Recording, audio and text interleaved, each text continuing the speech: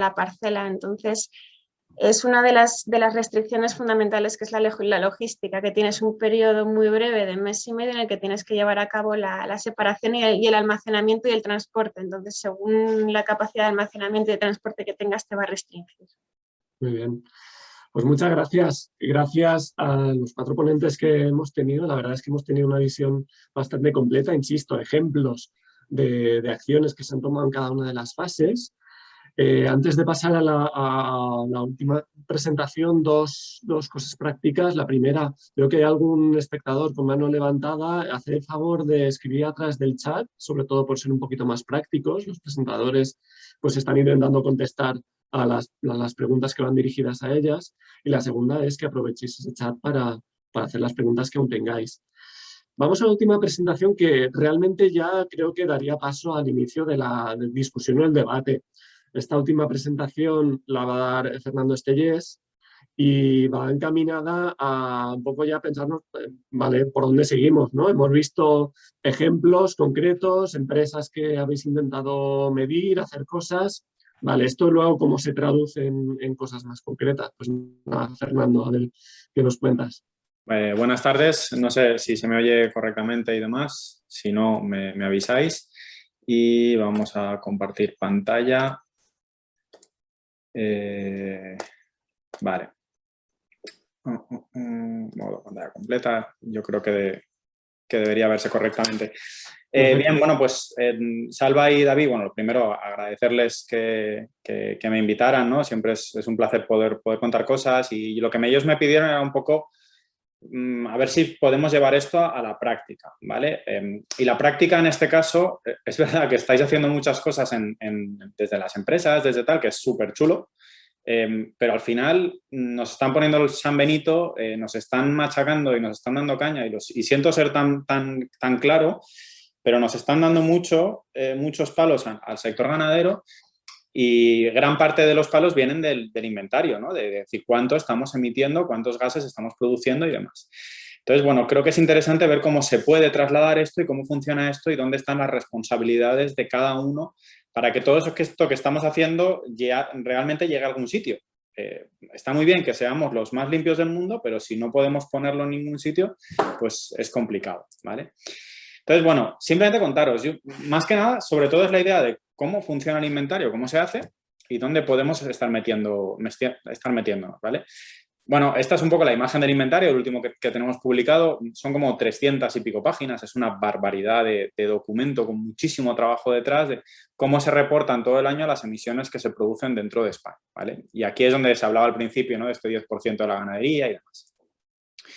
Bien, en lo que nos afecta a nosotros, el porcino entra fundamentalmente en tres partes del capítulo 5, es la parte de la fermentación, de la digestión de los animales, luego en la parte del metano del estiércol y del óxido nitroso, y luego es verdad, me he centrado mucho en gases de efecto invernadero, es verdad que el amoníaco lo llevamos en paralelo, pero la metodología es muy parecida y se me va a ir muy poquito, ¿vale?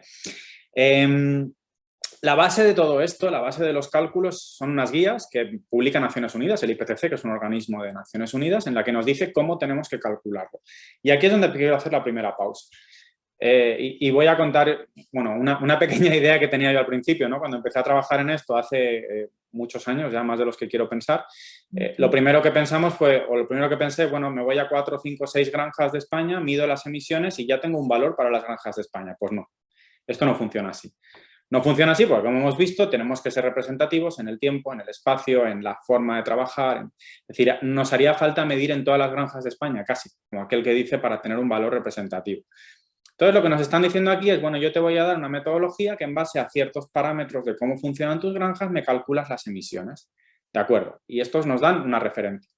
Y ojo con esto porque esto, de algún modo, es la ley. Esto es lo que hay que seguir para poder presentar tus emisiones. Si tú te sales de esto, tienes que justificar muy bien que te estás saliendo con todas las de la ley, que estás haciendo las cosas bien y que lo que vas a hacer es mejor de lo que te están proponiendo desde las guías, digamos, oficiales. ¿Se puede hacer? ¿Nos podemos salir de esto? Sí, pero ojo que hay que dar los pasos muy seguros. Entonces, bueno, para completar esto, como os digo, que nos piden que cómo funciona nuestro sector, lo que se ha hecho es un trabajazo bestial desde hace un montón de años, en el cual se han definido a través de los documentos zootécnicos que se publicaron hace un par de años, cómo es el sector en España y cómo ha sido desde el año 1990, que siempre tomamos como referencia. Ojo, claro, pensad lo que es definir cómo funciona todo el sector, y ahora veremos algún detalle en un documento. Es bastante complicado y hay muchísimo trabajo. De hecho, bueno, el autor principal de este último documento es Dani Babot, que lo hemos tenido aquí y sé de buena tinta lo mucho que ha sufrido. Bien, para que os hagáis una idea, una de las primeras preguntas que se nos hace es ¿cuántos animales hay en España? Y esto es una pregunta que no es fácil de contestar, ¿vale? Porque estamos hablando no de animales sacrificados, no de animales hoy ni animales mañana, sino de media al año, cuántos animales y de qué tipo tenemos en España.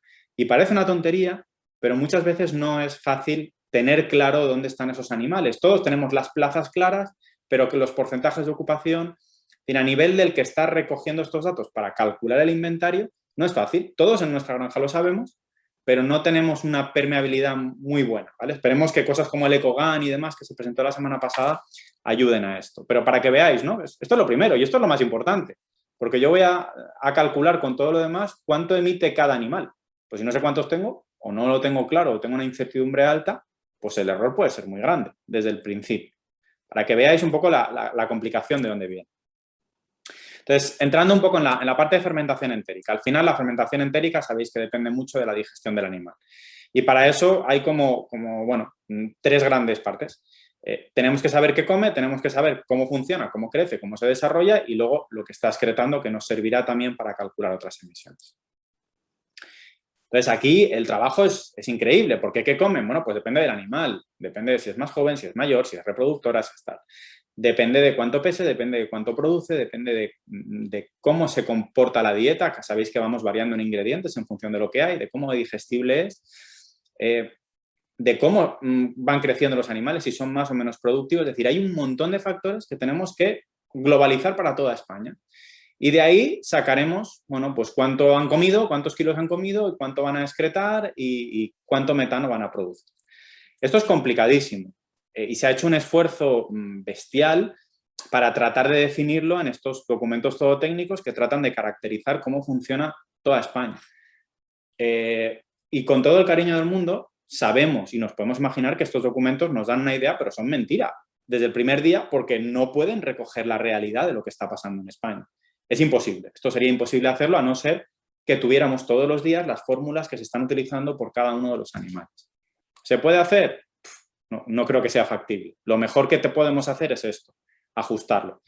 Pero de algún modo tenemos que ser capaces de mejorar esto, de dar más información para que el que está haciendo estos documentos o está calculando qué comen los animales sepa de mejor mano qué están comiendo, porque esto nos va a beneficiar. Ahora luego lo veréis. A nivel del estiércol, la cosa se complica un poquito más. Bueno, son unas fórmulas bastante complejas, pero básicamente se basa en lo mismo. ¿Qué han comido? ¿Qué han excretado? Y de esa parte que han excretado, que nos lo va a calcular este documento también, cuánto metano se va a producir en función del sistema de gestión de estiércol. Y aquí también el IPCC, Naciones Unidas, nos va a dar unas tablas y nos va a decir, oye, si tienes una laguna en una zona con tanta temperatura, se va a emitir tanto. Oye, ¿y si yo estoy haciendo enfriamiento del purín? Sin problema. Le bajamos la temperatura que corresponde y calcularíamos con un factor más bajo. Oye, ¿y si yo estoy haciendo cualquier cambio? Más o menos se podría recoger. Muchos de los cambios se podrían recoger. Pero ahora viene lo siguiente. ¿Qué porcentaje de animales están utilizando ese sistema? ¿Qué porcentaje? Pensad que estamos calculando para toda España. ¿Qué porcentaje de animales utilizan ese sistema? ¿Cuánta gente está utilizando el enfriamiento? Bueno, esto, si yo digo que se hace enfriamiento en España, tengo que decir cuántos y tengo que justificarlo muy bien. En su momento se hicieron unas encuestas que se hicieron más o menos periódicas para ver cómo se gestionan los purines, pero esto tiene que ser más ágil. Cada campaña de encuestas vale un dineral, pero todos lo sabemos en nuestra granja. ¿Se nos ocurrió en algún momento a lo mejor utilizar el BD-Pork, que se ha comentado antes también? Bueno, pues a lo mejor es una forma. Pero tenemos que ser más ágiles y tenemos que tenerlo todo, como decía antes, muy trazable. Que cuando venga el de Naciones Unidas a revisar nuestro inventario, de repente hemos bajado un 20% de las emisiones y nos diga, oye, ¿de dónde viene esto? No, mire, es que nos hemos registrado que estamos haciendo el enfriamiento en tal porcentaje y esto implica tanto. Ah, vale, pues adelante. ¿Vale? Es por poner el ejemplo del enfriamiento que se ha comentado antes. En el caso del nitroso, Lo mismo, es una ecuación muy parecida en la que también tenemos en cuenta la excreta de nitrógeno y el sistema que estamos utilizando para manejar. Y aquí me voy a parar un poco, ¿vale? Porque la excreta de nitrógeno también la hemos calculado, se calcula ahora mismo con el documento zootécnico, pero como se ha dicho antes, ¿no? Carlos lo ha hablado muy claramente, depende mucho de lo que comen los animales y de la cantidad de nitrógeno, de propina que hablaba, que me ha gustado el concepto, que les estamos dando. Mirad, he sacado del propio documento zootécnico las dietas que se estimaban, la proteína que se le estaba dando a dos grupos de cerdos, los de 50 a 80 kilos, 80 a 110, en el año 1990 y en el 2015. Claro, el propio documento ya recoge más o menos la realidad que había. Desde luego estamos bajando, pero estoy seguro de que alguno de vosotros no se siente cómodo con que diga que sus cerdos comen esas cantidades de proteína en el 2015-2020. Alguno de vosotros dirá, no, es que yo a mis cerdos incluso les estoy dando menos proteína y eso no aparece en ningún lado. Tenemos que tener una forma de que esos datos, esa información de lo que estamos dando a nuestros animales llegue al ministerio para que puedan hacer estos documentos trazables. ¿Y qué implicaciones tiene esto? Pues mirad, esta es la cantidad de nitrógeno que ha excretado el animal entre el 90 y el 2015, también para los dos mismos grupos. Claro, aquí ya no solo es que le demos un pienso mejor, sino que los animales han mejorado, que los animales son más eficientes. Pero imaginaos esto, estamos hablando de que solo con el cambio de pienso hemos reducido entre un 13 y un 30% las emisiones. El nitrógeno excretado directamente se traduce en una reducción de emisiones. Sin tocar nada, sin meternos en las balsas, sin meternos en las fosas, sin hacer nada más. Solo con estas medidas iniciales que encima nos ahorran dinero. Bueno, pues es una cosa a plantearse. Alguien me preguntaba antes cómo recogemos el tema de que nosotros demos menos proteína. Bueno, está recogido en el inventario de algún modo, pero tenemos que ser más ágiles en dar los datos y utilizarlos. Vale, luego vienen los factores de emisión que también dependerán del sistema que estemos utilizando para almacenar o gestionar ese estiércol.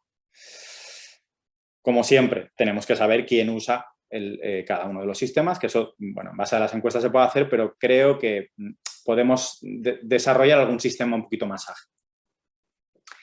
Y luego todas las medidas de reducción que nos estaba hablando, por ejemplo, estos acidificantes que se estaban hablando, esta ureasa y todo esto ¿dónde entra? Porque IPCC no me da una tabla de purín con acidificante, purín con no sé qué. Eso a día de hoy,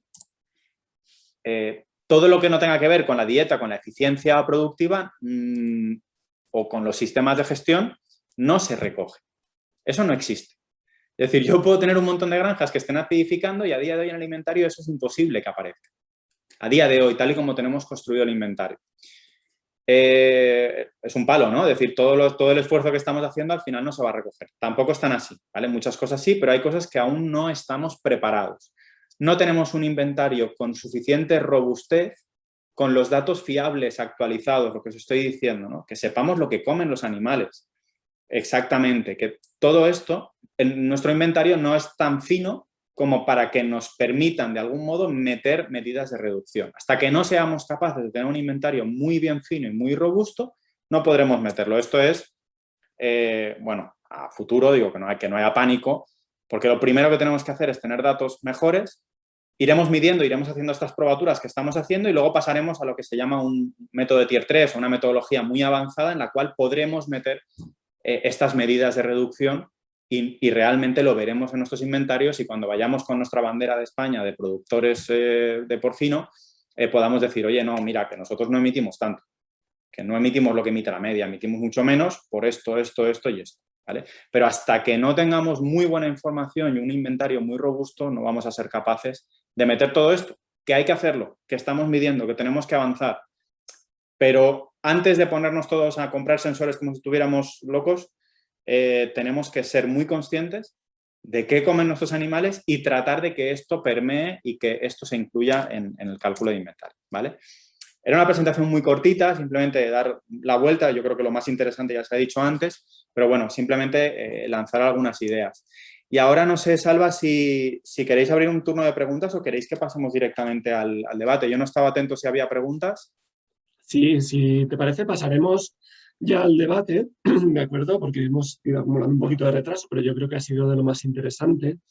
Y en este debate, la verdad es que creo que somos unos 13 ponentes los que estamos presentes, no solo los ponentes, sino que contamos con personas del Ministerio de Agricultura y el Ministerio de Transición Ecológica, porque lo que has comentado, Fernando, encaja mucho con cosas que ya se estuvieron planteando, entiendo, la semana pasada en la jornada de Kogan, y yo creo que es el momento de encajar y responderse a la pregunta, ¿no?, de por dónde seguimos. Probablemente